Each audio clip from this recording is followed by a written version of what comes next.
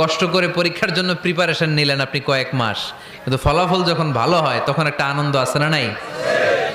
সারাদিন রোজা রাখলেন রমজানে, কি কষ্ট, তৃষ্ণায় গলা ফেটে যায়, কিন্তু ইফতারির সময় যখন রুহ আফজা শরবতটা খাই কেমন লাগে? একটা আনন্দ আছে না নাই? এজন্য আল্লাহ বললেন فإن مع العسر يسرا إن مع العسر يسرا। ও নবী, কষ্টের দিন মক্কায় অল্প কিছু দিন, মদিনাতে আনন্দের দিন অপেক্ষা করছে। আমাদের জীবনে যদি দুঃখ কষ্ট আসে আমরা ধৈর্য ধরবো, তাওয়াক্কুল করবো একজনের উপর, তিনি কে? কারণ আমরা বিশ্বাস করি কষ্টের দিন এটা চিরকালের জন্য নয়, সামনে আনন্দের দিন আমাদের জন্য সেট করে রেখেছে কে? তাহলে আমরা সূরাতুল ইনশিরাহ থেকে 3টা নেয়ামতের বর্ণনা শুনলাম, বিশ্বনবীকে কি সান্ত্বনা দেয়া হলো সেটা শুনলাম। এবার 2টা গাইডলাইন শুনে তাফসীর আমরা শেষ